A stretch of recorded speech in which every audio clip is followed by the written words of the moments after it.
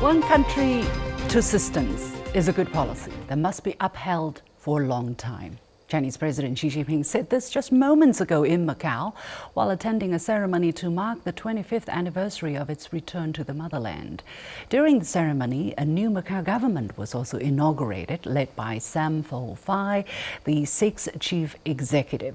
Xi Jinping called on the new government to promote the appropriate diversification of the local economy, improve governance efficiency, build a platform for higher level opening up, and safeguard social harmony and stability. Now, 2 days ahead of the celebration, the Chinese president arrived in Macao and have had extensive in-depth exchanges with locals. He praised the Macao people for writing a quote-unquote new chapter in the successful implementation of the one country, two systems with Macao characteristics. So what exactly is one country, two systems with Macao characteristics? Has it benefited Macao people over the past 25 years?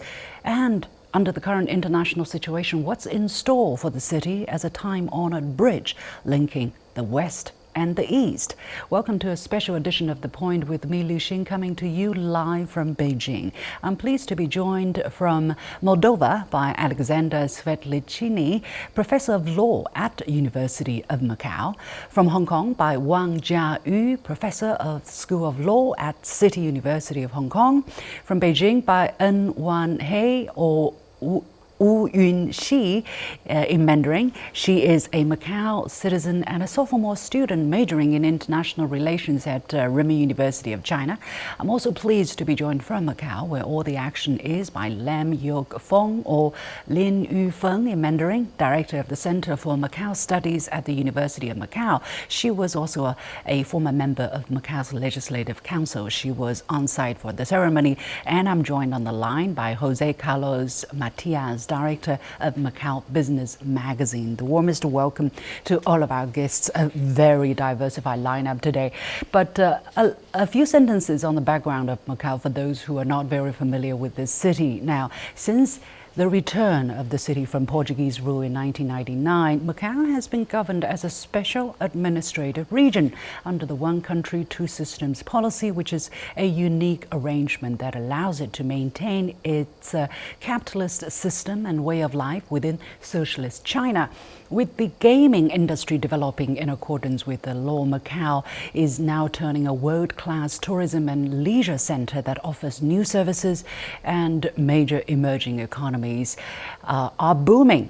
Now, over the past 25 years, Macao's per capita GDP had more than quadrupled to around $70,000. Now, Forbes magazine listed Macao as the second richest place in the world, trailing only Luxembourg. And the annual number of visitors to the city of 700,000 has surged to more than 32 million from 7 million 25 years ago. Indeed, a pearl on the palm of the People's Republic of China, in the words of the Chinese president. Let me go to Lam in Macao first, because Lam, you just walked out of the ceremony as the ceremony just wrapped up. Share with us your freshest impression. What message stayed in your mind?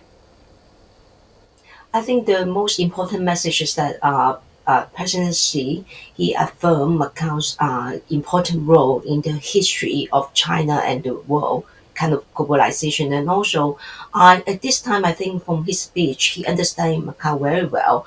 And so, like Macao's historical significance and also its future of being the stepping stone for the Western to come to China, and also as a platform to promote Chinese culture. I think today he used several phrases to describe how Macao was so important when the Westerner they come here, and then Macao was the spot where those kind of 四书五经, those classical Chinese books were translated in Macao, and also Macao was the door when the Chinese they understand the Western thought. So I think he understands Macao very well and used this historical significance to encourage us, people in Macao, that we can go further using well the significance of one country and two system, and also using the new platform policy, including the Sino-Portuguese platform for Macau, we can step further and go beyond, and so Macau can develop better in the future. So I think his message is very clear that we can become better using our historical significance and also the national policy for Macau, including one country and two systems. Let me go to Jose Carlos Matias on the line. Jose, what is your impression? How is the atmosphere, for instance? And I noticed there are at least three places in the middle of the speech where people applauded, visibly. For instance, when he talked about improving people's livelihood, when he talked about young people, when he talked about rallying people who are supporters of the one country and two systems policy. What was your biggest impression? Well, yes, just well noted, we could feel this sense of, I would say, inspirational message by President Xi Jinping was quite well received. It was pretty much a forward-looking speech address, of course, acknowledging the achievements over the past 25 years, and also, of course, acknowledging as well and recognizing some of the challenges. But to face those challenges, we have the points singled out by Xi Jinping and also the suggestions, so to say.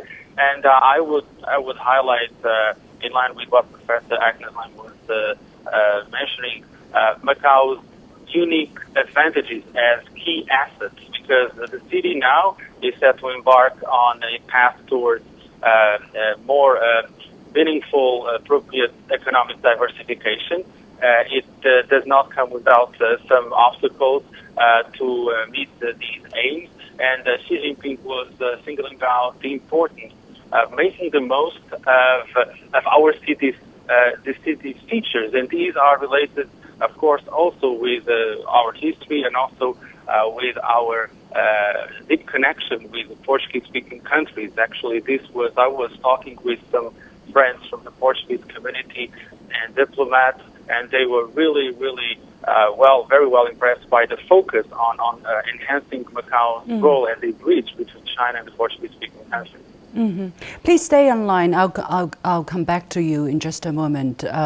I understand one of the key messages that went down really well with the audience on site was one surrounding young people. And today we have one of them with us, Wan Hei or Wu Yunxi in Mandarin.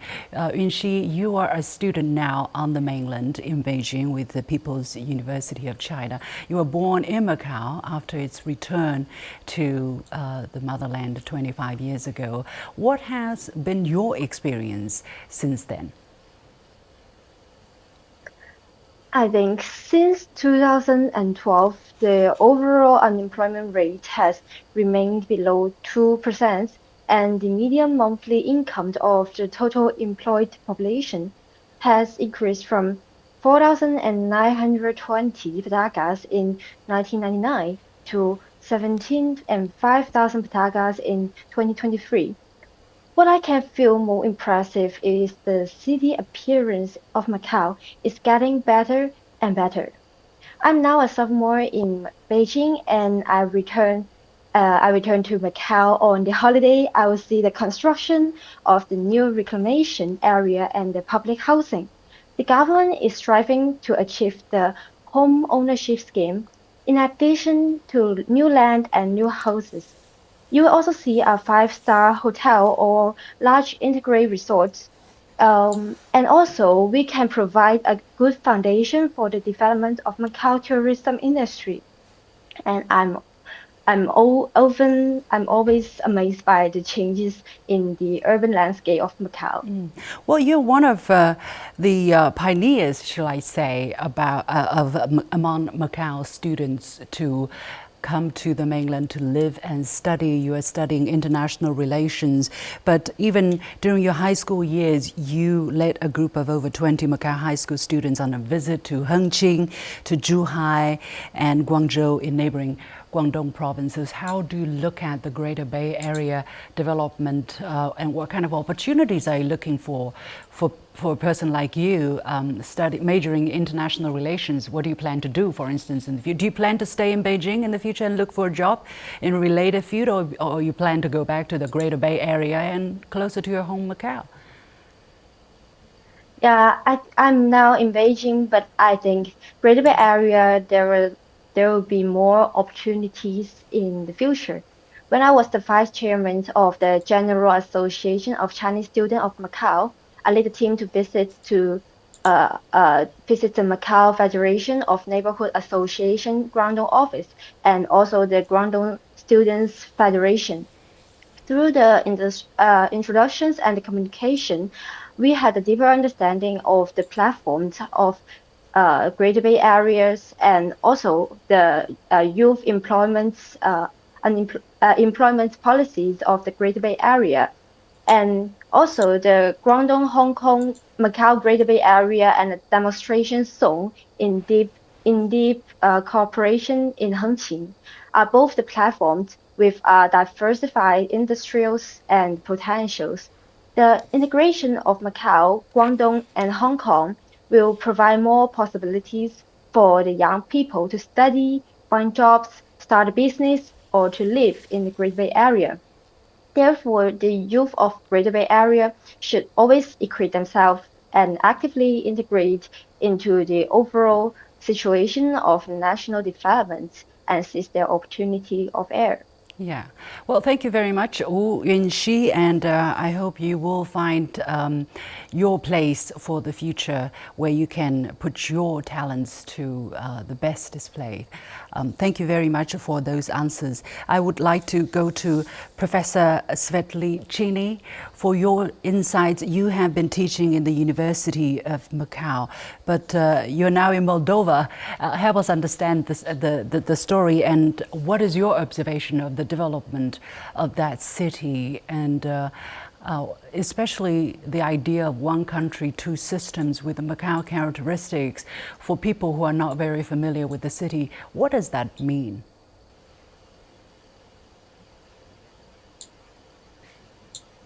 Okay, we're not hearing you. You have to unmute yourself, Professor Svetlicinii. Right. Yeah. So for my personal story, I can refer to what my colleague has just said earlier, that Macau is a stepping stone between the West and China. So it has been also a stepping stone for me because I was quite interested in China, its economic development, its effect on international law, and Macau have been actually a professional home for me, where at the University of Macau I have been able to realize my aspirations doing research on these subjects. So this metaphor of Macau being a stepping stone between China and the West, or China and the world, actually worked very well for me. As for understanding of one country, two systems, maybe I bring my lawyers or legal academics perspective on this issue, because so for one country means that Macau is not a sovereign actor. It is part of a larger country, a sovereign actor, People's Republic of China, and so it does in its international affairs and contacts with the world, right? So we know that China is responsible for international affairs of Macau, but being a part of one country, it also managed to benefit tremendously from national industrial programs like a Belt and Road Initiative or a Greater Bay Area project. So that these are the benefits that we can see of being part of one country. The two systems element, of course, means the autonomy and the local decision making in the economic, legal, social sphere. Here I can mention that Macau managed to preserve its low tax status. It maintained free movement of capital and goods, right? Macau, as a separate customs territory, have been member of the WTO and keep an open trade with other nations. So all these are the examples of the benefits and opportunities that the two systems part accords to the region. Let's come back to that in just a moment. I'm told that Professor Wang Jiangyu is now ready. Professor Wang, you are based in Hong Kong. Compared to the city of Hong Kong, Macao's advantages and challenges are different, but it seems that the comparison is also very obvious that Macao is considered to be a very successful case of the one country, two systems. How do you compare the implementation of the two different systems, and why is Macao shining a bit brighter for the time being than the city you're in? Thank you very much, Liu Xin, for inviting me. I agree. Macao is a very successful example of that can showcase the power of the one country, two system. It does have. It is one of the richest economies in the world in terms of GDP per capita. Even though it is it's a densely populated society, it has a very harmonious relationship with the with the central government, and it has a very kind of a cohesive identity and very successful social policies. And that compared with Hong Kong, we face a lot of challenges. Hong Kong is a much larger economy, many times that of Macao, and Hong Kong has a very Hong Kong is a multicultural society and is very internationalized, and Hong Kong is subject to external influences, and compared with Macao as a smaller economy, which is easy to govern, so the governance in Hong Kong is a bit more difficult. I think from Hong Kong, we look at Macao from a very positive lens, and Macao is a very important partner of Hong Kong, and Macao and Hong Kong has been sister cities for so many years, and so are the only two special administrative regions in the People's Republic of China. So we are inspired by each other's success, and our economies complement each other. So the Macao's success is a good example for us, and we will look at Macao to try to see whether we can get positive lessons.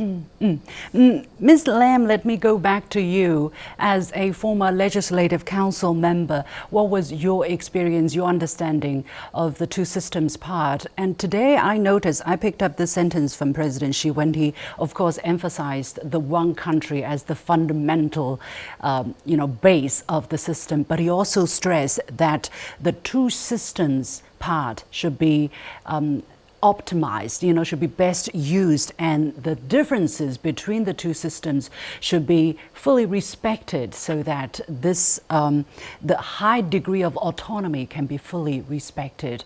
In practice, has that been the case? And do you see his words having far-reaching consequences for the people who may be doubting whether China is serious to keep the two systems parts in practice?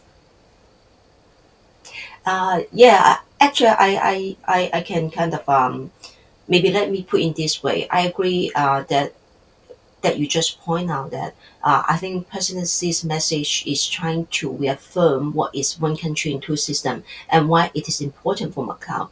And I think from my own experience, and especially we have just talking about the situation in Hong Kong, I think that how Macau implement one country and two systems, that on one hand, we did not question a lot about what is one country. I think Macau has the population is much smaller, and historically we have closer relationship with we call mainland China, and also Macau has a kind of a very strong patriotic atmosphere, and so you can see a lot of people will saying that being patriot is it is like a common sense in Macau, and so this is one thing. So over the time when we are implementing the two systems, I think people in Macau also are trying very hard to compromise or to kind of understand, to integrate themselves into the country. And so we have less question about what is one country, but we have more questions about how we can utilize the two systems. So, for example, when we're talking about capitalism, I think the case of Macau and Hong Kong is like Hong Kong is a much more mature capitalism market, and so they have their own system. But the time when we return to the motherland, and the capitalism here is a bit kind of different. So, for example, we have a lot of monopolies, and the gaming was operating by one company, and so I think Macau government, as a government, we try to use this two system to make capitalism become a better tool for the development for Macau. So, for example, we break the monopoly of gaming just right after the handover, and we have some other cases in some other industries as well. And so, I think that go back to President Xi's kind of speech today. I think that understand how we respect one country. Okay, we should be loyal to the country. Okay, love the country, right? And at the same time, understand what is the two systems and what kind of tool we can use from the two system. I think that would be very important. And I think what Macau has been doing is like making capitalism, the two system is optimal, optimal function to develop Macau. Yeah, let's take a look at some numbers which are really quite important and related to what Lam was just talking about. Macau, of course, was known as the world's top gambling hub, but it has been trying to diversify its economy. I understand non-gambling sectors accounted for 60% of Macau's GDP last year. That's a 14% increase from 5 years ago. And now fiscal revenue from gambling dropped from 80% to 65% during the same period of time. Carlos, Jose Carlos, if you're still with us, where does Macau's revenue come from increasingly now, and what's the challenge going forward? Well, as you were mentioning, diversification is the way forward. How to get it right is not very easy in terms of achieving results overnight. It is a long-term process which is taking shape. And this is the big challenge. Well, we can see in terms of the emerging sectors. Well, this is based on the 1+4 strategy, where 1 is the existing gaming and tourism core industry, and the 4 the emerging sectors. They are modern finance, traditional Chinese medicine and big health, high technology, creative industries, and MICE. So some of these industries are moving faster than others, but I would say that financial services are gaining steam.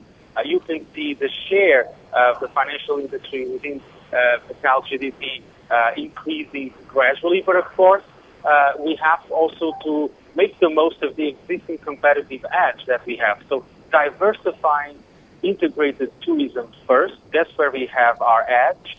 Making it more entertainment-based, more family-friendly. This is something that is taking shape going on. We need to move in that direction with bolder moves, faster. And in this respect, President Xi Jinping was talking yesterday at the bank, but then again today on the importance of attracting top talent from all over the world. This is the key message which is shared by the international business communities in Macau, attracting also more FDI investment in the core industry, but also in the emerging industries, and a focus on openness, diversity, and inclusiveness. So this will take time.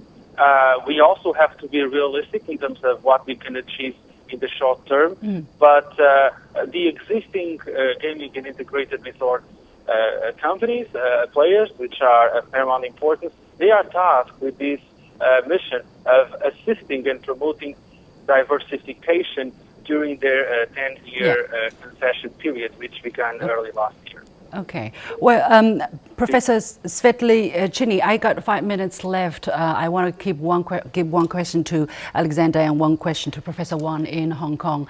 Going forward, what's the biggest challenge really for the economy of Macau or the livelihood of Macau? Because people pay a lot of attention to that.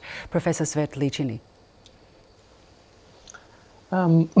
So when we speak about challenges, I would first mention the two types of scarcities that we have in Macau. So one is the scarcity of land and for different industrial activities and for expansion. And second is scarcity of the highly professional talents. And these are the two challenges that Macau will have to overcome, especially if these strategies that our colleague has mentioned by developing industries different than tourism will succeed, this 1+4 strategy. And in this regard, we have an opportunity offered within the Greater Bay Area project, which is an in-depth cooperation zone between Macau and Hengqin, because it has offered Macau a much-needed land for industrial expansion, for building different facilities that would support these emerging industries, and also for the place where Macau residents, Chinese mainland residents, and also foreign residents will be able to live and work. Yeah, so certainly we have challenges, but these are some opportunities that Macau should fully utilize, in my opinion. Let me go to Professor Wang in Hong Kong. I understand during the first 11 months of this year, foreign trade of the Greater Bay Area, including Guangdong, Hong Kong, and Macau, rose by 10%. That's almost doubling the national average. And the amount accounts for 1/5 of the nation's total. So together, what can Hong Kong and Macau do to overcome their common challenges? The Great Bay Area, as you mentioned, is truly a wonderful and grandiose project, and it put together the resources of of China's richest regions, and this richest region, the Great Bay Area, is actually a place with the fusion of both capitalist and socialist influences, and so it can most optimally utilize the economic resources. And that's why we have a great hope for the future of the Great Bay Area, including Hong Kong, Macau, and Guangdong. And we for all the three sub-regions, we are all very. I think the Great Bay Area project is a top priority. We are all working very hard to achieve true integration, to make it one of the most developed, most innovative, and most advanced area in the world. And I myself, I'm not based in Macau, but I ran a research project on Hong Kong, Macau, and Guangdong, the Great Bay Area, the legal and the institutional convergence in these three areas. I visit Macau quite a lot, and I do have a great. I'm actually very optimistic about Macau's future.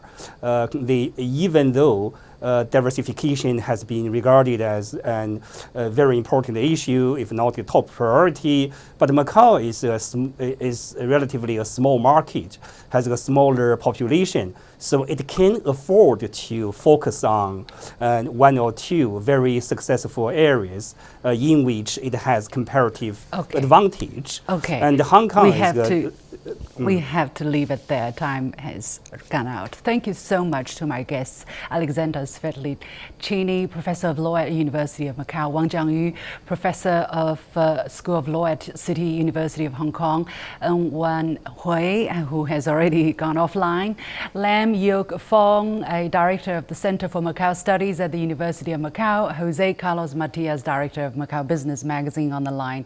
With that, we come to the end of this special edition of The Point with me, Liu Xin, coming to you live from Beijing. As always, you can follow me on Facebook and X using the handle Liu Xin in Beijing. On behalf of the whole team, thank you for watching.